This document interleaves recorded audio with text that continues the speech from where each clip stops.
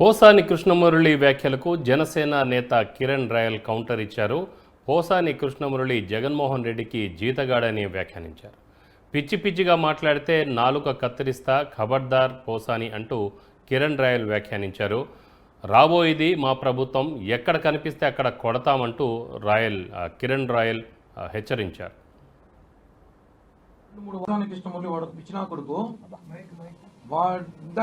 అతని భాషలో మాట్లాడాలి. మనం కూడా ఇప్పుడు మనం రెస్పెక్ట్ ఇస్తే వాళ్ళు రెస్పెక్ట్ ఇవ్వాలి. కాబట్టి ఆయన పవన్ కళ్యాణ్ గారి కుటుంబం గురించి కొంచెం చాలా వల్గర్గా మాట్లాడాడు.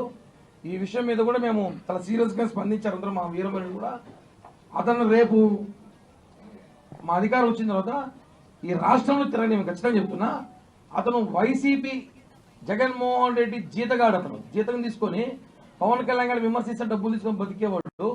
మమ్మల్ని మాట్లాడడం కరెక్ట్ కాదు. ఇందాక కూడా ప్రెస్ మీట్ ఏదో మాట్లాడాడు. చెప్తున్నాం వాడి భాషలో చెప్తున్నాం, నా కొడుకు చెప్తున్నాం వాడి భాషలోనే.